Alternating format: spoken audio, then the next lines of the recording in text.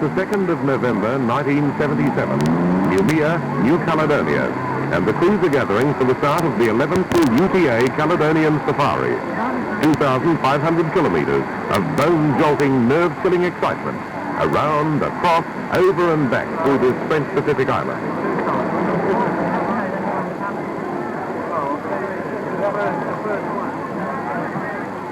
"29 cars were ready to start, entries from Australia, France and locals. But few of them were to finish this grueling event. Most of the crews were to learn a hard lesson about the importance of good preparation for an event as tough as this one. The safari is organized by local businessman Jean-Paul Leroux, and over the past 10 years, it's grown and matured into one of the Southern Hemisphere's prime rallying events.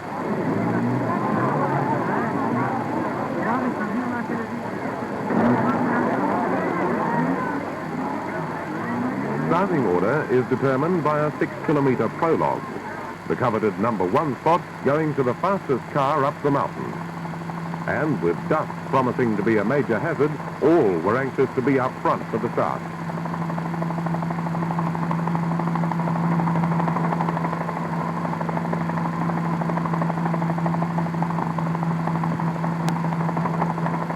French ace Jean Ragnotti was fastest in a Datsun 710, with local driver Jean-Louis Leroux second in a BMW Alpina.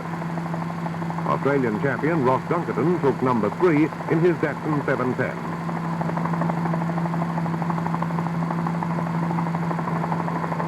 Another well-known Australian, Doug Stewart, could find little sting in his Volkswagen Beetle, or Coq-Chanel as the French call it, and he started as number 16.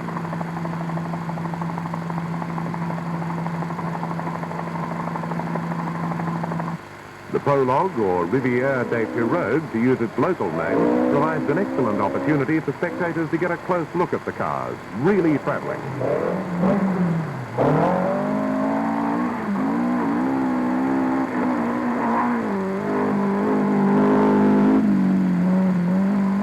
Even the army turns up to provide radio communications, and there's a real carnival atmosphere. But like most rallies, once the starter's flag falls, they're virtually on their own, with only the really hardy spectators venturing into the rough stuff.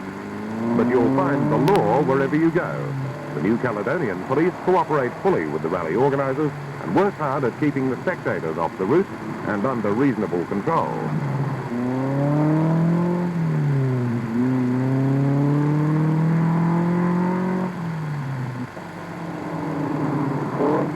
Andre Badass had his Toyota Celica well stoked early in the event, but he was to fall off the road late on the first day, out of the rally.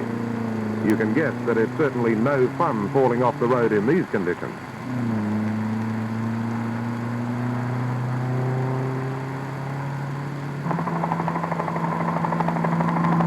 A prime industry in New Caledonia is nickel mining, and it's thanks to this venture that the Caledonian Safari is so exciting. Most of the roads used are really access roads to various mines, only as wide as is necessary, with nothing but skill and good luck to stop you from hurtling off the edge.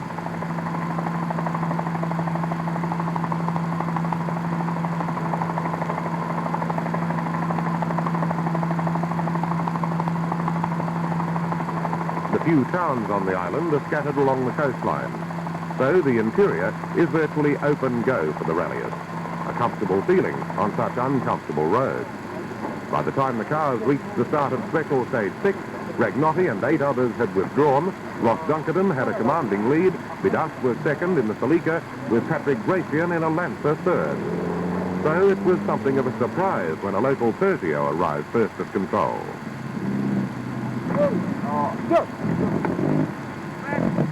Andre Badass in the Celica,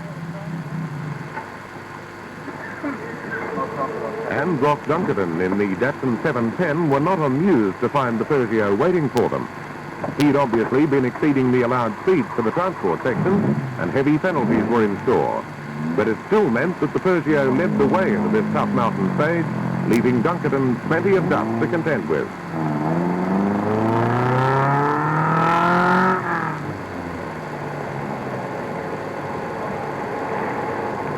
Patrick Gratian was just bringing his Lancer into control as Dunkerton started the section. and Ross seemed anxious to put as much distance as possible between them.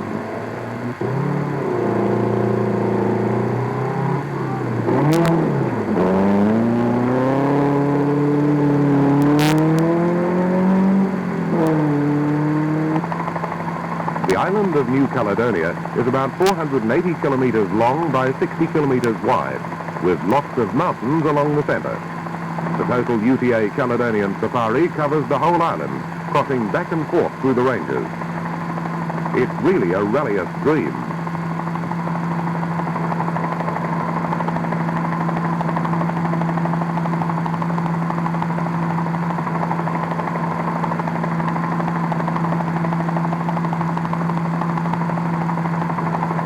Dunkerton was giving the Datsun heat as he climbed into the mountains, apparently choosing to ignore the drops off the side.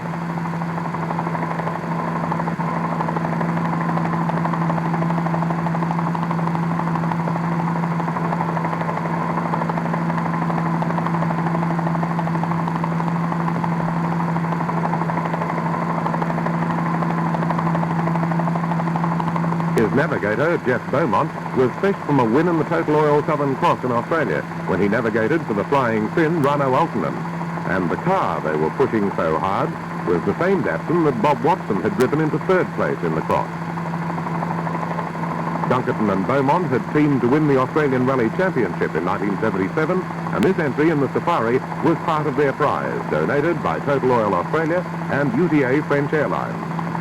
They were certainly pulling out all the stops to justify their entry. But they were by no means on their own. Patrick Gratian had his Lancer stretched right out, desperately trying to cut down Dunkerton's lead. The Celica had disappeared off the edge by this time, luckily without injury to either driver or navigator. And the safari was developing into a duel between Dunkerton and Gratian.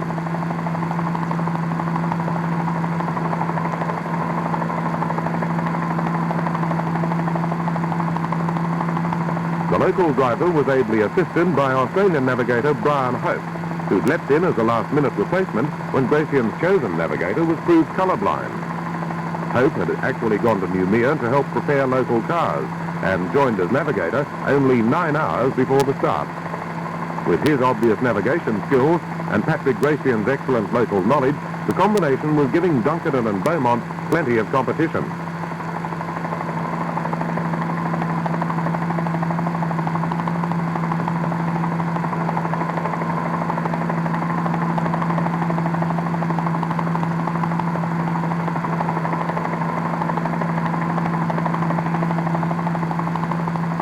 As they went into the second day with only 10 cars left in the event, the Lancer started to close the gap.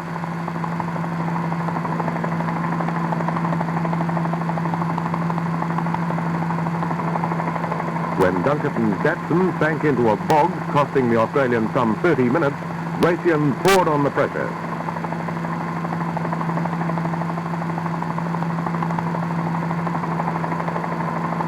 But he too was to suffer his share of bad luck in a collision with a spectator's car. Not too serious, thankfully, but enough to wreck the Lancer's radiator.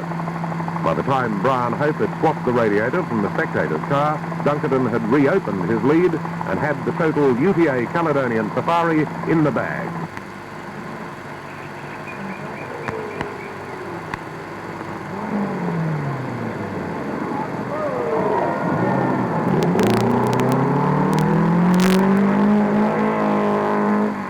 Dunkerton's winning margin was a whopping 65 minutes, 58 seconds.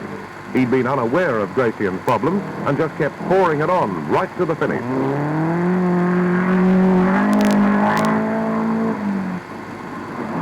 The fact that Gratian and Hope were able to finish at all, let alone take second place, was a tribute to their ingenuity and determination.